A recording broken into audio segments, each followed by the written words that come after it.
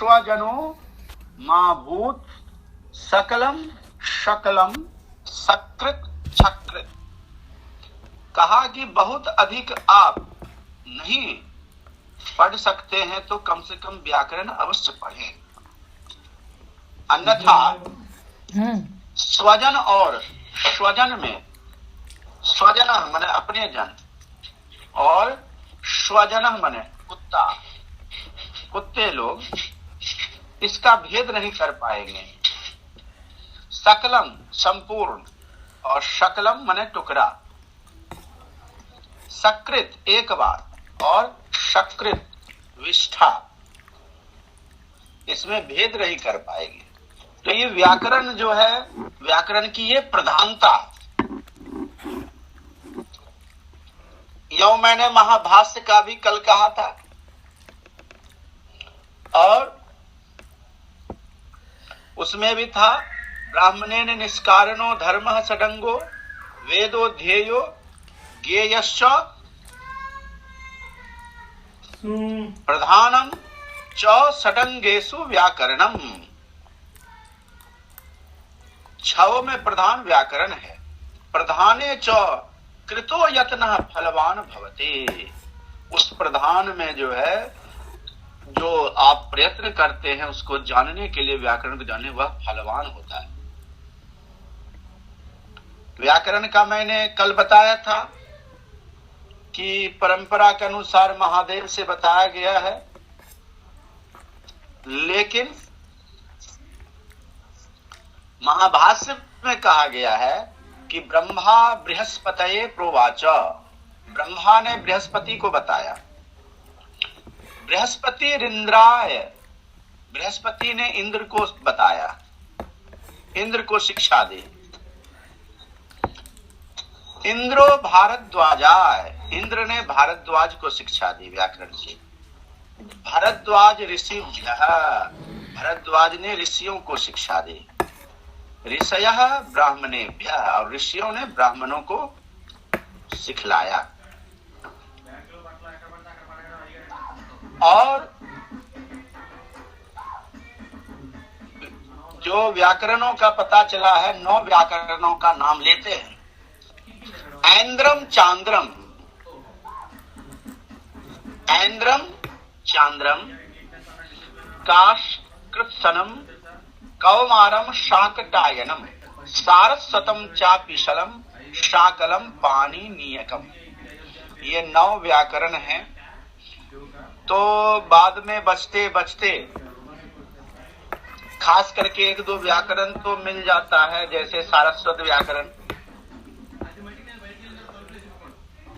और बाकी सब व्याकरणों का सूत्र, बहुत सारा सूत्र वह अष्टाध्यायी में ही समाहित हो गया। मैंने बताया कि पाणिनि ने अष्टाध्यायी की रचना की।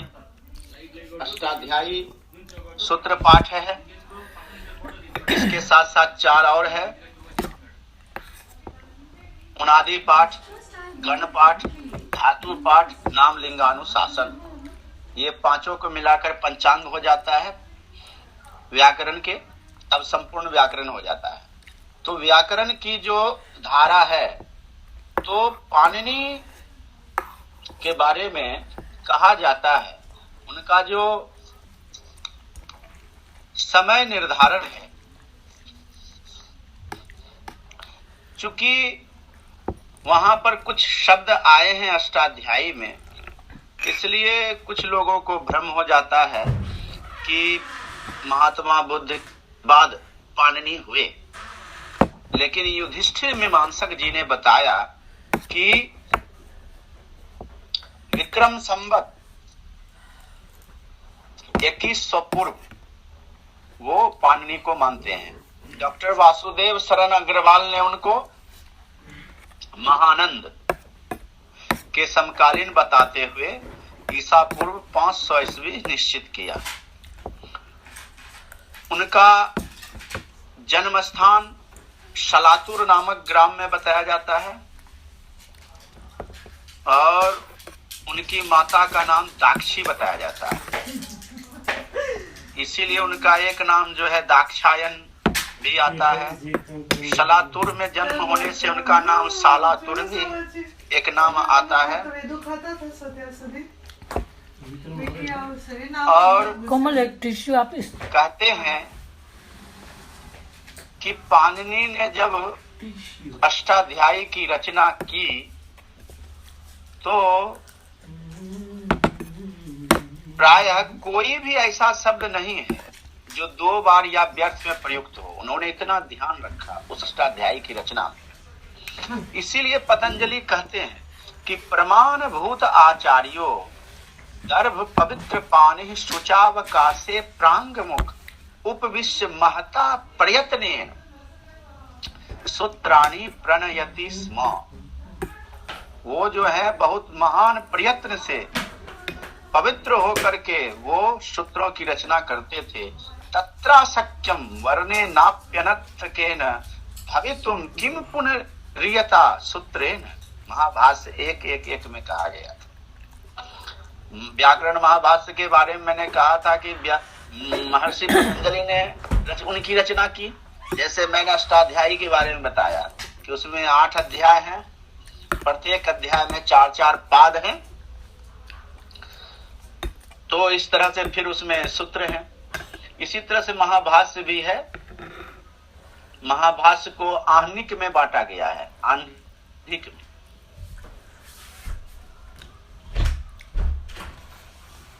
तो उसके बाद जो है अब पाणिनि ने रचना की अष्टाध्यायी की। उसके बाद कात्यायन हुए, उन्होंने वार्तिक की रचना की। कात्यायन के बारे में कहा जाता है कि वो याज्ञवल्क्य के पौत्र थे, पोता। ऐसा युधिष्ठिर मीमांसक जी का मत है, जिन्होंने व्याकरण शास्त्र का इतिहास लिखा है 4 भागों में। और महाभाष्य में उनको दाक्षिणात्य, वहां है प्रिय तद्धिता दाक्षिणात्य। इससे उनका दाक्षिणात्य होने का माने दक्षिण के होने का ऐसा सिद्ध होता है। उनकी रचना स्वतंत्र रूप से नहीं मिलती है। उन्होंने लगभग 1500 सूत्रों के ऊपर वार्तिक लिखा है। 4000 सूत्र लगभग हैं अष्टाध्यायी में। 4000 सूत्रों में से लगभग 1500 सूत्रों पर उन्होंने वार्तिक लिखा। अब आपके मन में एक प्रश्न हो सकता है कि ये वार्तिक होता क्या है क्या? इसके बारे में परिभाषा कहा गया है कि उक्ता नुक्त दुरुक्ता नाम चिंता यत्र प्रवर्तते तम ग्रंथम वार्तिक वार्तिज्ञाः विचक्षणाः। सूत्रों में जो उक्त कहा गया, अनुक्त जो नहीं कहा गया, दुरुक्त होने के कारण जो माने अनुचित है, जहां पर विषय का पूर्ण स्पष्टीकरण नहीं होता है या अन्यार्थ होता है, ऐसी स्थिति में समाधान के लिए जो पूरक वाक्य बनाए गए उन्हें वार्तिक कहते हैं। जैसे आप आगे पढ़ेंगे रील री वर्ण योर मिथ सावर्ण्यम वाच्यम, तो वार्तिक की पहचान है उसके अंत में वाच्यम आ जाता है, वाच्यम लिखा जाता है। उसे पता चल जाता कि ये वार्तिक है, ये कात्यायन वारुचि के बनाए हुए। इसके बाद महाभाष्य की आती है, पतंजलि हुए, इन्होंने महाभाष्य की रचना की। ऐसे पाणिनि का जैसे 2100 विक्रम संवत पूर्व है, तो और वासुदेव शरण अग्रवाल के अनुसार 500 ईसा पूर्व निश्चित है। तो इनका अन्य विद्वान मानते हैं कात्यायन का 400 से 300 ईसा पूर्व के बीच में समय। अब इसके बाद महर्षि पतंजलि का समय जो है, युधिष्ठिर मीमांसक जी तो 1200 ईसा विक्रम संवत पूर्व मानते हैं, लेकिन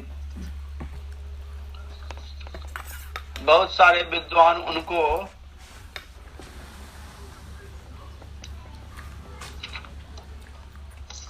150 ईसा पूर्व मानते हैं। और ये पतंजलि कौन है? जिन्होंने योग दर्शन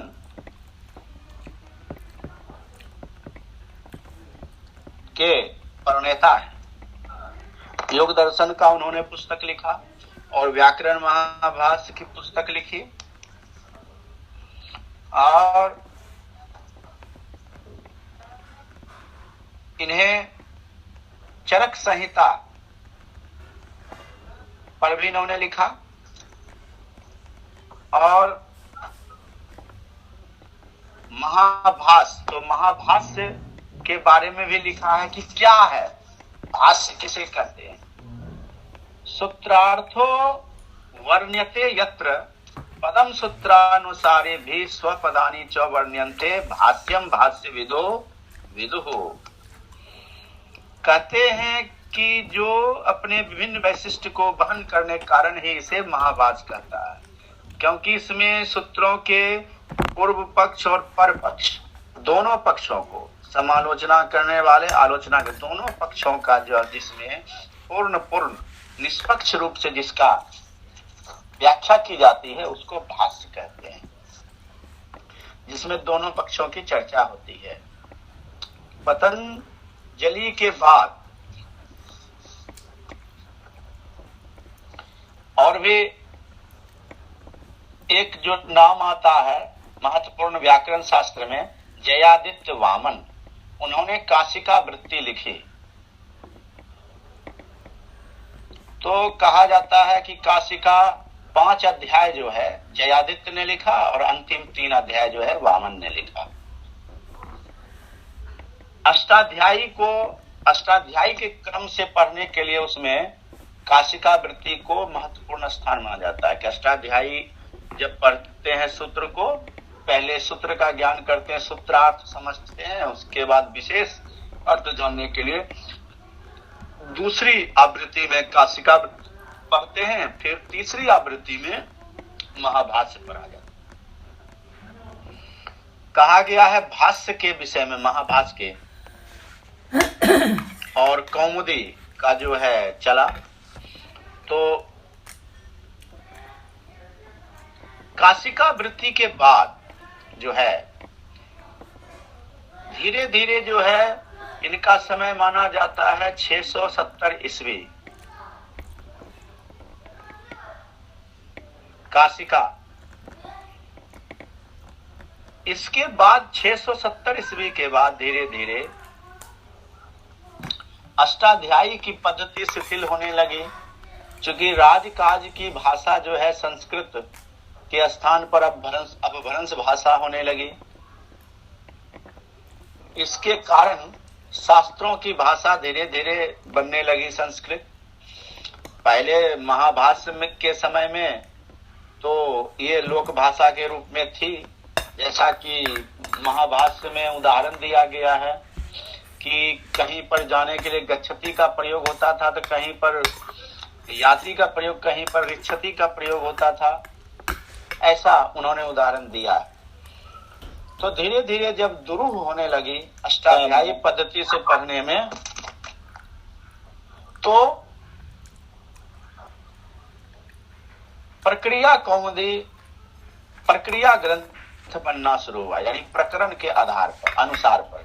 चूंकि वहां जो है अष्टाध्यायी में वहां भी प्रकरण है, लेकिन प्रकरण की वहां चर्चा नहीं है। अगर आप संधि के सूत्र खोजेंगे तो वो 6 अध्याय में भी है, 7 अध्याय में, 8 अध्याय में। अगर कारक खोजेंगे तो पहले अध्याय में ही है, दूसरे अध्याय में भी है। समास खोजेंगे दूसरे अध्याय में है। प्रत्यय खोजेंगे तो इस प्रकार से। और प्रक्रिया ग्रंथ का जो प्रारंभ ऐसा माना गया है कि रामचंद्राचार्य आदि आचार्यों ने प्रक्रिया शैली को आरंभ किया। उन्होंने सबसे पहले प्रक्रिया कौमुदी बनाई और उसके बाद धीरे धीरे फिर भट्टो जी दीक्षित हुए, जिन्होंने वैयाकरण सिद्धांत कौमुदी की रचना की, जिनका समय 16वीं शताब्दी के उत्तरार्ध और 17वीं शताब्दी के पूर्वार्ध माना जाता है। उन्होंने वैयाकरण सिद्धांत कौमुदी बनाई। 4000 सूत्रों को, जो अष्टाध्यायी के सूत्र थे, उसी को प्रकरणबद्ध किया, संपूर्ण सूत्रों को। चूंकि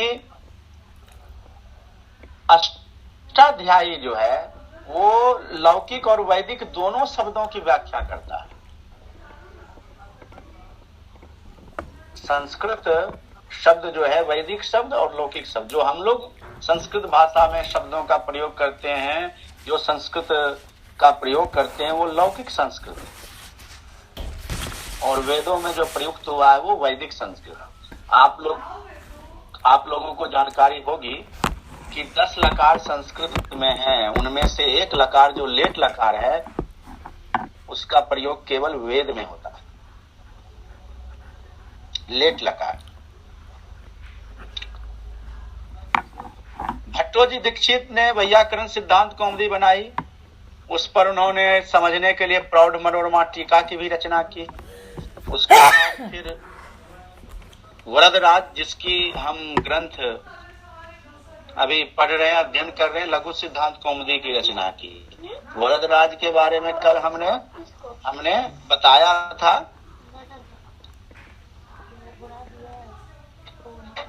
कि किस तरह से जो है उन्होंने लघु सिद्धांत कौमुदी की रचना की। फिर मध्य सिद्धांत कौमुदी की उन्होंने रचना की, और सबसे छोटा अंश जो है उनका सार सिद्धांत कौमुदी की रचना की। सार सिद्धांत कौमुदी लगभग 700 सूत्रों का है, और ये जो हम अभी लघु सिद्धांत कौमुदी का अध्ययन कर रहे हैं उसमें 1275 सूत्रों का समावेश है। और फिर उन्होंने मध्य सिद्धांत कौमुदी की रचना की, 2315 सूत्र की उसमें व्याख्या की गई थी, उसको प्रकरणबद्ध किया गया था। तो ये व्याकरण का है। और लघु सिद्धांत कौमुदी वरदराज के बाद जो है व्याकरण के एक बहुत बड़े विद्वान हुए नागेश भट्ट, उनके बारे में कल चर्चा करेंगे। अब हम लोग कुछ अपने विषय की ओर बढ़ेंगे। उससे पूर्व, चूंकि ये संस्कृत व्याकरण का इतिहास था, इस संबंध में कुछ आप लोगों को शंका हो तो जल्दी से बता दें, फिर आगे बढ़ेंगे। कस्यापि शंका अस्ति तर्हि प्रष्टुम शक्नोति।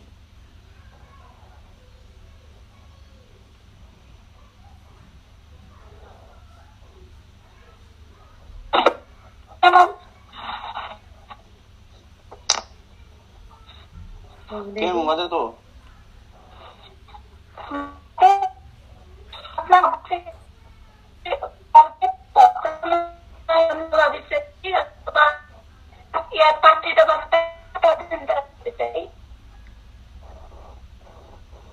ध्वनि सम्यक् रूपेण न आगच्छति।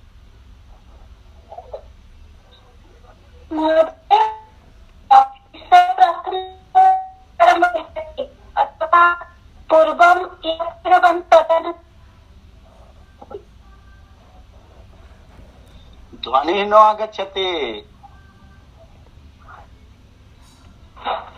संदेशं लिखतु। गुरुजी, षड अंगानी कानी पुनः एक बार वदतु। षड अंगानी किम? आरंभे षडंग के बारे में। हाँ, ठीक है। षडंग जो है छंद, कल्प, ज्योतिष, निरुक्त, शिक्षा, व्याकरण। और आपने ये भी बताया था ना कि पैर कौन है, हाथ कौन है। छंदः पादौ तु वेदस्य, छंद पैर हैं। हस्तौ कल्पोथ पठ्यते, कल्प हाथ हैं। ज्योतिषा मयनम चक्षु, ज्योतिष आंख हैं, आंखें। निरुक्तम श्रोत्रम उच्यते। निरुक्त जो है श्रोत्र है, कान है।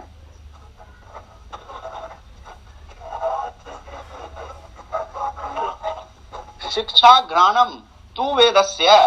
शिक्षा घ्राण है, नाक।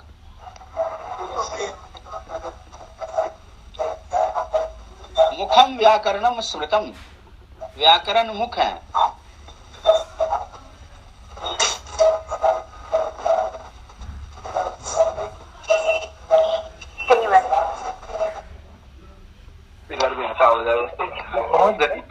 अपने एक प्रश्न था कि जिसे गीता, भागवत और वेदांत पढ़ना है और उसके जो बहुत सारी टीकाएं आती है उसको पढ़ना है, तो उसके लिए क्या ये लघु सिद्धांत इनफ या पूरा अष्टाध्याय करना पड़ेगा?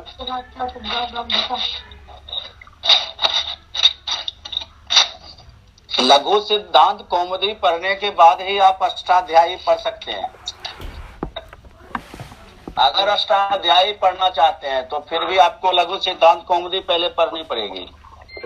और अगर आप कुछ भी करना चाहते हैं तो ये व्याकरण की पहली सीढ़ी है। पहली सीढ़ी पार करने के बाद ही आप आगे बढ़ सकते हैं। जैसे अगर क कोई नहीं सीखेगा तो आगे वो शब्द नहीं पढ़ सकते हैं। फल फल चलो चल कैसे पढ़ेगा? हाँ, मतलब जैसे वेदांत है, भागवत है, उसके जो टीका है उसको अच्छे से समझना है, तो ये लघु सिद्धांत इनफ है या इससे भी आगे सिद्धांत कौमुदी या अष्टाध्यायी ये सब पढ़ना जरूरी है? देखिए, वेदांत और ये भगवत गीता, ये लघु सिद्धांत कौमुदी पढ़ने के बाद बहुत हद तक समझ जाएंगे, कठिनाई आपको नहीं होगी।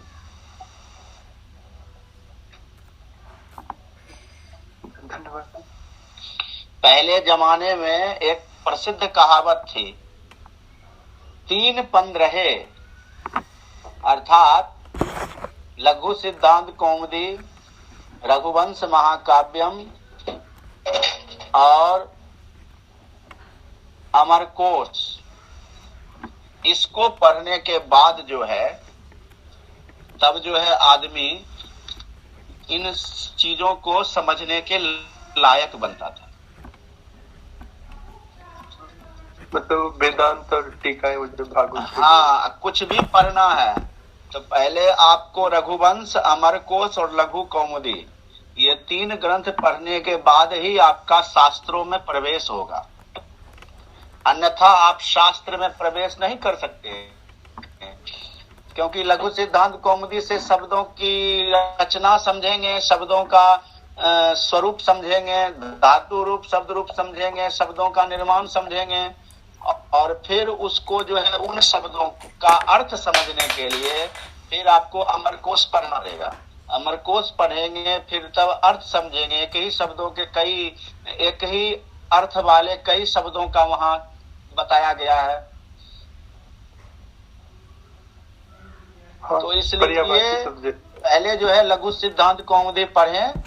हाँ, पहले लघु सिद्धांत कौमुदी पढ़ें, फिर तब आगे आप किसी भी चीज में प्रवेश पा सकते हैं।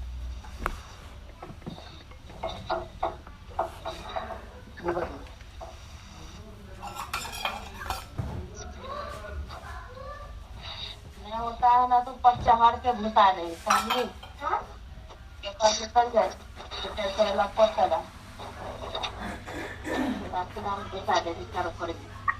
महोदय, एकं वदतु महोदय, एकं प्रश्नमस्ति। कमेंट इति सेक्षने। कः प्रश्नः? कमेंट इति सेक्षने लिखितमस्ति। कमेंट सेक्षने इति लिखितमस्ति मया। लिखितं वदतु। यदि प्रति दिनम् एक घटी पर्यन्तम् अध्ययनं करणीयः, तदा कियत् समये सम्पूर्णं व्याकरणमिदं हृद्गतं कर्तुं शक्नोमि। एतद् किमस्ति? एषः प्रश्नः समीचीनः प्रश्नः नास्ति। किमर्थं?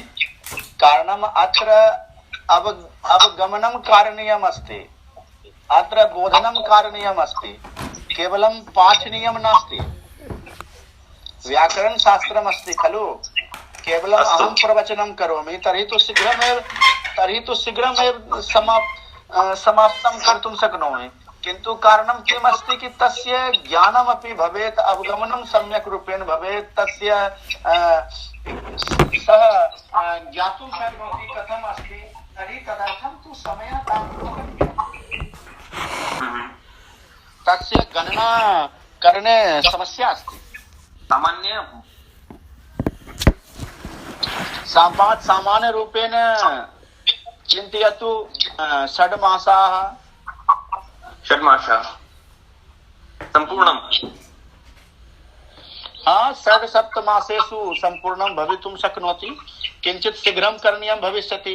यदि दीर्घरूपेण पाठयामि तर्हि 1 वर्षम्। अस्तु, कारणं तत्र लघु दीर्घं द्वयमपि अस्ति। धन्यवादः। अस्तु, अधुना एकः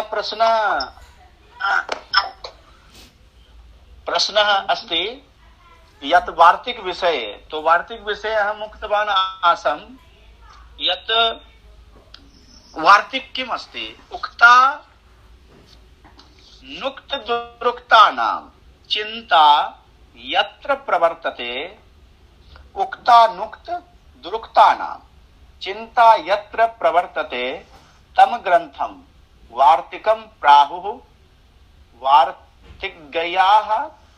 वार्तिज्ञाः विचक्षणाः। तो अत्र किमस्ति? सूत्रों में जो उक्त है, माने जो कहा गया है, अनुक्त जो नहीं कहा गया है या जिसकी आवश्यकता है, दुरुक्त जो बिना कारण है, माने आवश्यकता नहीं है, तो ऐसा जहां विषय का पूर्ण स्पष्टीकरण नहीं होता है तो ऐसी स्थिति में समाधान के लिए पूरक वाक्य बनाए गए हैं, उन्हें वार्तिक कहते हैं। तो ऐसे आएंगे कुछ वार्तिक इसमें भी लघु सिद्धांत कौमुदी में। तो वहां लिखा, जैसे एक उदाहरण के लिए, रील री वर्णयोर मिथः सावर्ण्यम वाच्यम, वाच्यम आएगा अंत में सब, तो उससे स्पष्ट हो जाएगा कि वार्तिक है, कात्यायन का बनाया हो। सर पूरक वाक्य क्या होता है सर? उसको पूर्ण करने के लिए जो बातें सूत्र में है और जिसकी आवश्यकता है, तो उस आवश्यकता को पूर्ण करने के लिए उसके लिए वाक्य के रूप में बनाया गया है। उस बात को स्पष्ट करने के लिए। सूत्र तो वाक्य होता नहीं है, सूत्र तो वाक्य के रूप में नहीं होता है। सूत्र शब्दों का समूह है।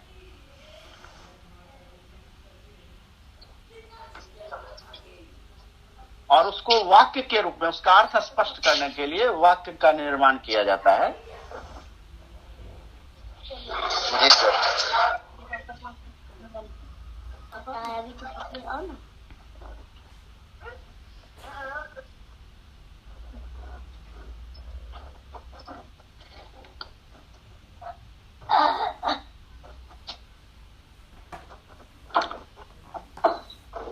अब जो है हम आगे लघु सिद्धांत कौमुदी पर चलते हैं।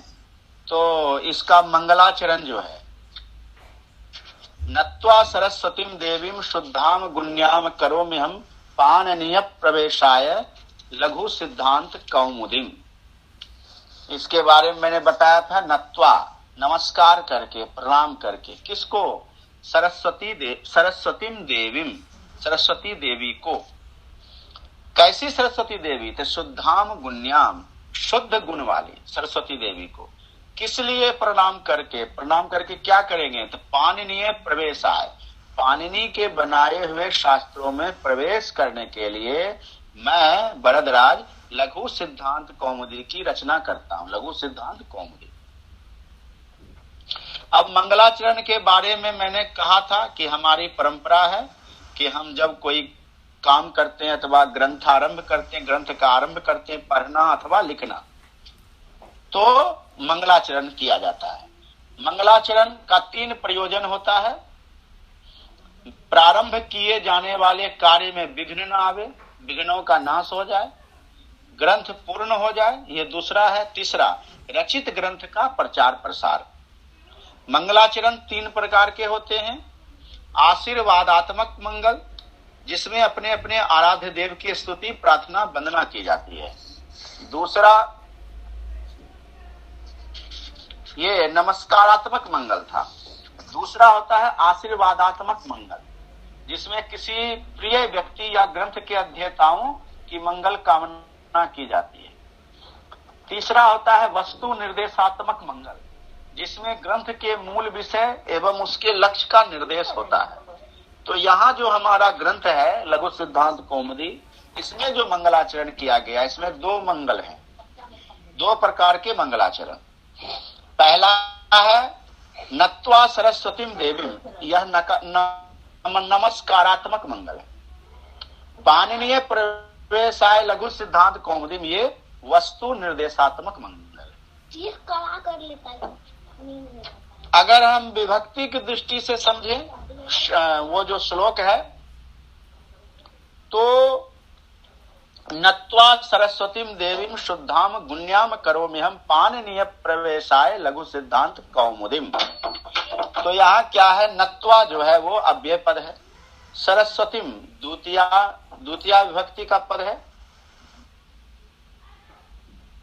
देवीम द्वितीयांतम है, शुद्धाम द्वितीयांतम है, गुण्याम द्वितीयांतम है, करोमि क्रियापदम है, अहम प्रथमांतम है, पाणिनीय प्रवेशाय चतुर्थ्यंतम है, लघु सिद्धांत कौमुदीम द्वितीयांतम है। अगर अन्वय करें तो अहम शुद्धाम गुण्याम सरस्वतीम देवीम नत्वा पाणिनीय प्रवेशाय लघु सिद्धांत कौमुदीम करोमि। अर्थात मैं वरदराज शुद्ध स्वरूप वाली प्रशस्त गुणों से युक्त सरस्वती देवी को नमस्कार करके पाणिनि जी के बनाए के व्याकरण शास्त्र में सरलता से प्रवेश के लिए लघु सिद्धांत कौमुदी की रचना करता हूं। अब आगे है अथ संज्ञा प्रकरणम। हाँ सर, संज्ञा गुण्याम यानी क्या प्रारंभ हो होता रहा है? है। हाँ, गुण्याम का मतलब सर? गुण्याम, गुण्याम गुण, गुण गुण से गुण्याम हुआ।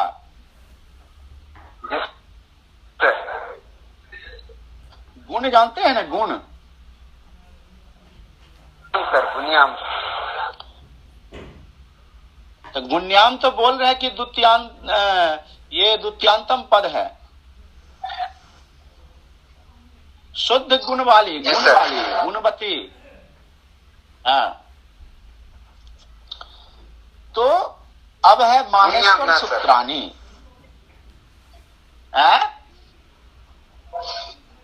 गुण्याम। अरे गुण्याम तो बता साहब, गुण्याम तो बता मेरे साहब ने, आपने जो किताब डाला उसको फ्रंट पेज में है, फ्रंट पेज में लिखा हुआ है, पढ़िए उसको। जी सर।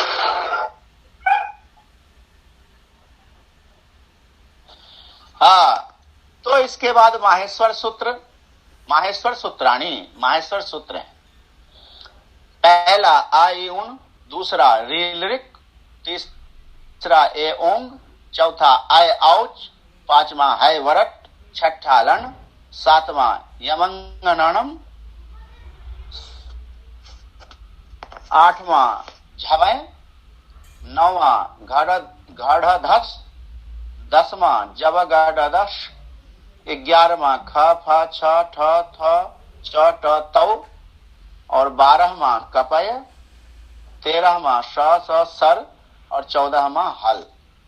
ये 14 सूत्र हैं।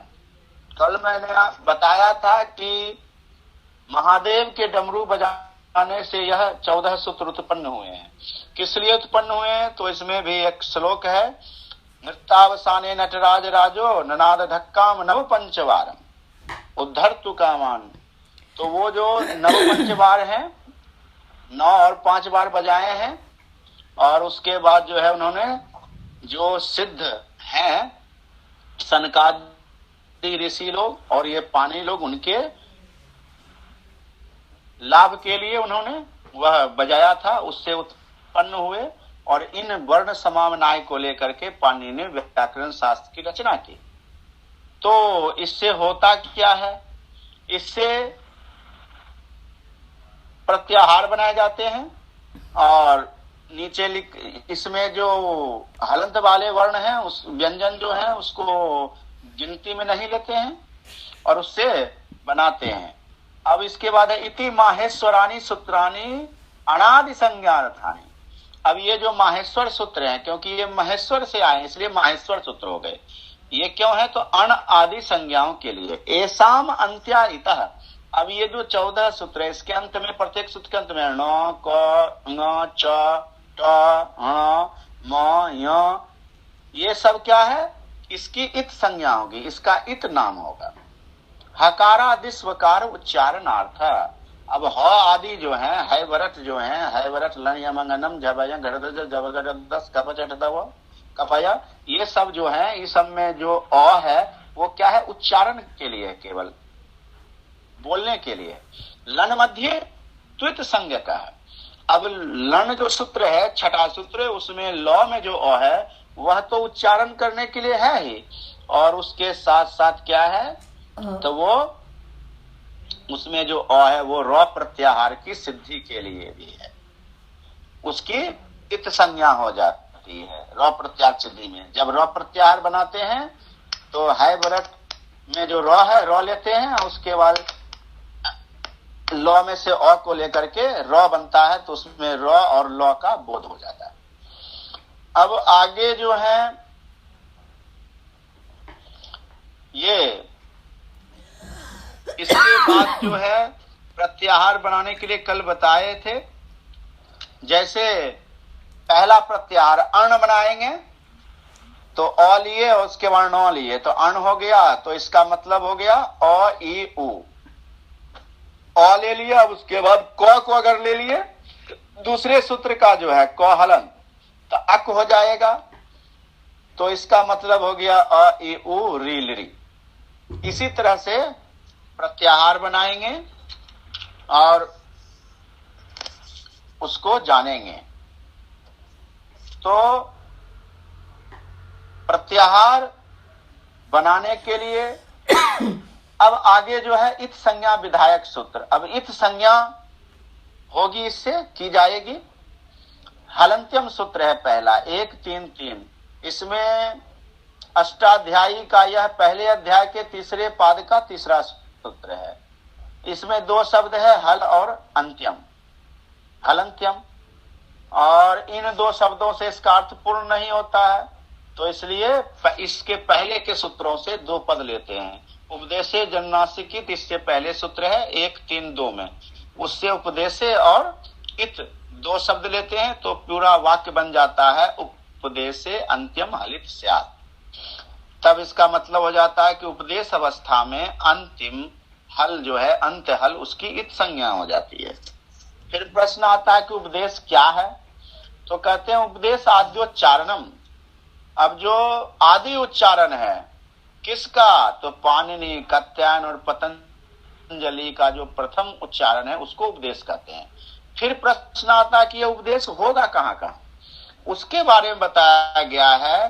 धातु सूत्र गणोनादि वाक्य लिंगानुशासनम आगम प्रत्ययादेशा उपदेशाः प्रकृतिताः। भू धातु, भू आदि धातु में, आयुण आदि सूत्र में, फिर उनादि सूत्र में, वार्तिक में, लिंगानुशासन में, आगम में, प्रत्यय में, आदेश में, इन सब जगहों पर आदेश जो माने निर्देश किया गया उसको आदेश माना जाता है, कहा गया। अब इसके बाद सूत्रेषु दृष्टम पदम सूत्रांतरादनुवर्तनीयम सर्वत्र। सूत्रों में जो अदृष्ट पद है वो दूसरे सूत्रों से उसका अनुवर्तनीय कर लीजिए, उसको ले लीजिए अर्थ करने के लिए हर जगह। सूत्रों का कैसे अर्थ करेंगे इसके बारे में भी बता दिया, और हमने बताया कि उपदेशे और इत जो है पहले के सूत्र से लिया, अनुवृत्ति किया। अब इसके बाद है लोप संज्ञा विधायक संज्ञा सूत्रम। अदर्शनम लोपः 1:1:60, पहले अध्याय के पहले पाद का 60वां सूत्र। अदर्शनम, अदर्शनम का अर्थ है नहीं दिखना और नहीं सुनना।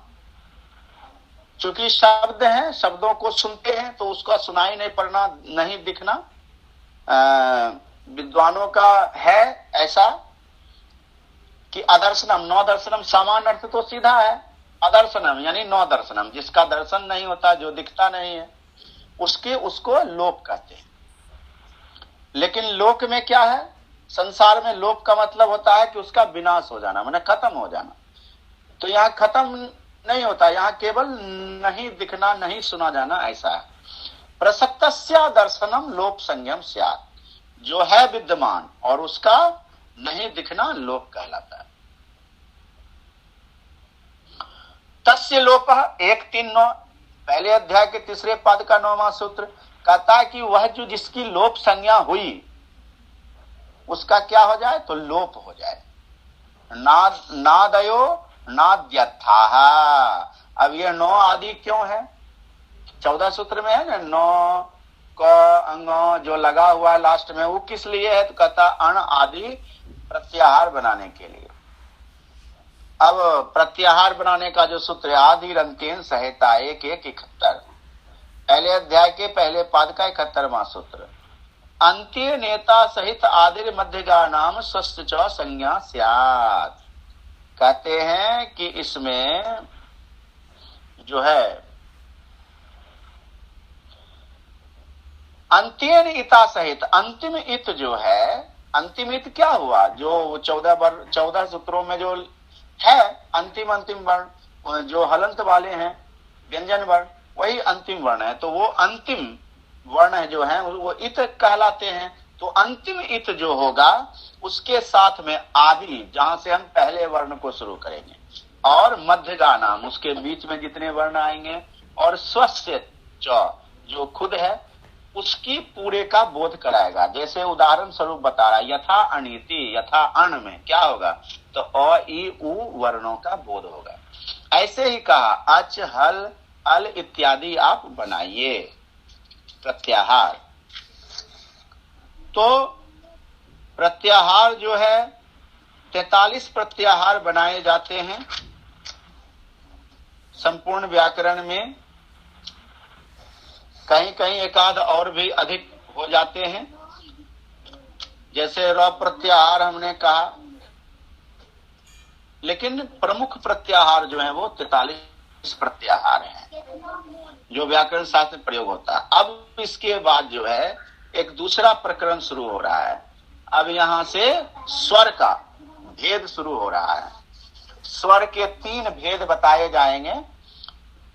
ऊ कालो झस्व दीर्घ प्लुतः 1 2 27 बताए जाएंगे।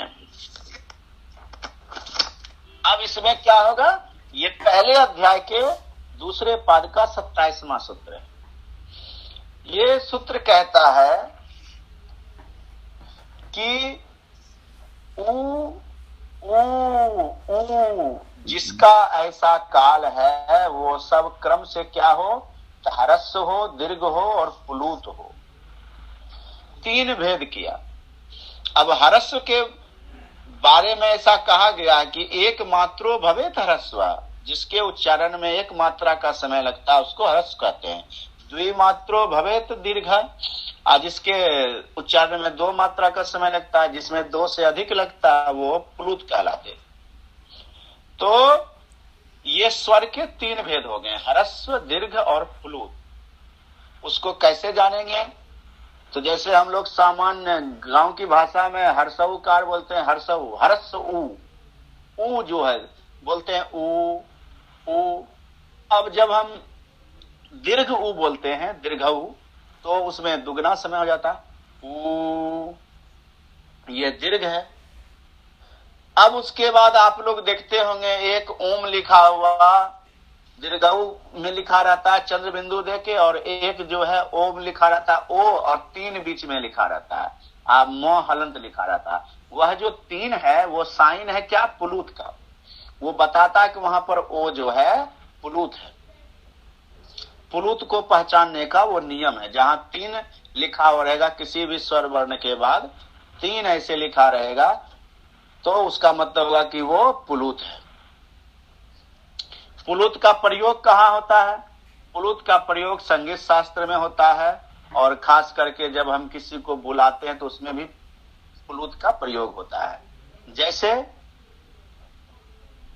जैसे हम बोलते हैं राम। अब यहाँ पर मौ में जो अ है उस अ तो ह्रस्व है, लेकिन बोलने के क्रम में जो है ना ये पुलूत हो जाता है। बहुत सारे मात्राओं का यहाँ पर उपयोग कर लेते हैं। स्व प्रत्येकम उदात्तादि भेदेन त्रिधा, कहता वह तीनों जो है 3 के भेद से फिर 3 हो जाता है। उदात अनुदात स्वरित के भेद से। जैसे पहले तो स्वर का भेद हुआ 3, ह्रस्व दीर्घ प्लुत। अब उसके बाद फिर ह्रस्व का 3 भेद, दीर्घ का 3 भेद, प्लुत का 3 भेद होगा। क्या होगा? तो उदात अनुदात स्वरित। अब उदात अनुदात स्वरित क्या है इसके बारे में बताते हैं। उच्चैर उदात्त है 1, 2, 29 पहले अध्याय के दूसरे पाद का 29वां सूत्र।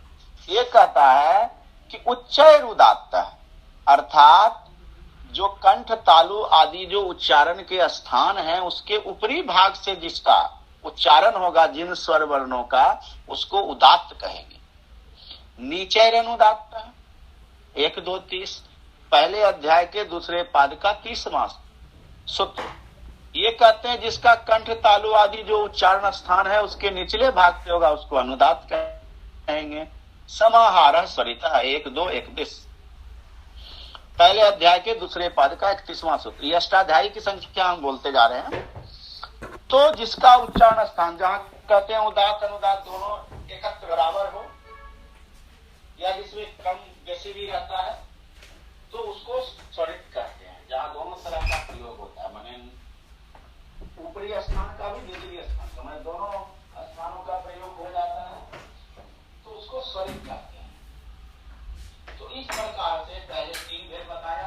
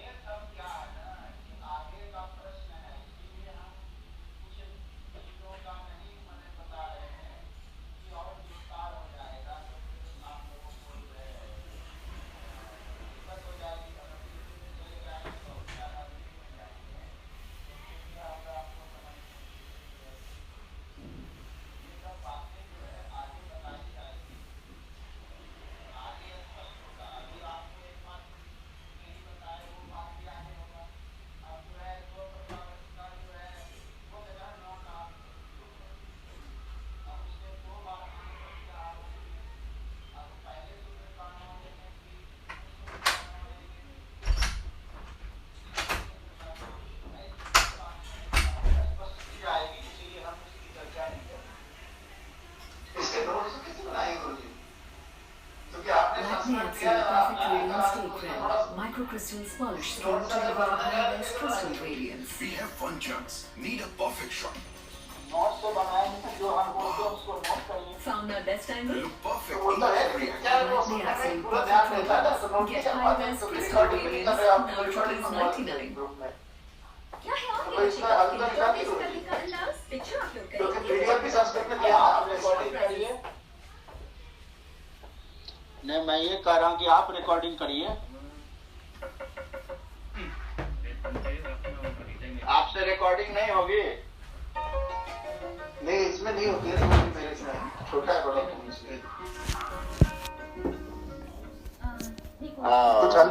हम कैसे रिकॉर्डिंग करेंगे ये बताइए। गूगल मीट में तो रिकॉर्डिंग होता ही नहीं है, वो ऑप्शन नहीं है गूगल मीट में रिकॉर्डिंग का। हाँ, तो गूगल मीट तो है नहीं, तो बदलना पड़ेगा ना। जूम में होगा रिकॉर्डिंग। दूसरे डिवाइस से रिकॉर्डिंग करना चाहते हैं तो कर सकते हैं। सर हम तो यूट्यूब में डाल दीजिए, यूट्यूब में डाल दीजिए। गुरुजी यूट्यूब पे होना चाहिए वीडियो का। यूट्यूब में स्क्रीन रिकॉर्डिंग करेगा तो हो जाएगा। जब हम रिकॉर्डिंग करेंगे तब ना यूट्यूब में डालेंगे। स्क्रीन रिकॉर्डिंग तो भी हो जाएगा गुरुजी। कई मीटिंग रिकॉर्ड होती है गुरुजी गूगल पे, जो मतलब उसमें जो ऑर्गेनाइज रहते हैं वो कई मीटिंग रिकॉर्ड करते हैं गुरुजी। श्रीमान जी, स्क्रीन रिकॉर्डिंग से भी हो जाएगा, इसके लिए परेशान होने की जरूरत नहीं है, अगर चाहे तो। बुक से पढ़ना। अच्छा, तो स्क्रीन रिकॉर्डिंग कैसे होगी? उस पे वॉइस नहीं आती। अभी देखिए, जैसे हम चालू कर रहे हैं, जितना आप बोल रहे हैं पूरा का पूरा यूज हो जाएगा। हाँ, तो हमारे पास तो ऐसा कोई नहीं आ रहा है ऑप्शन। हमारे पास तो आ रहा है show caption, report a problem, meeting safety. Sir इसका PDF में इसमें तो कुछ है ना? Live stream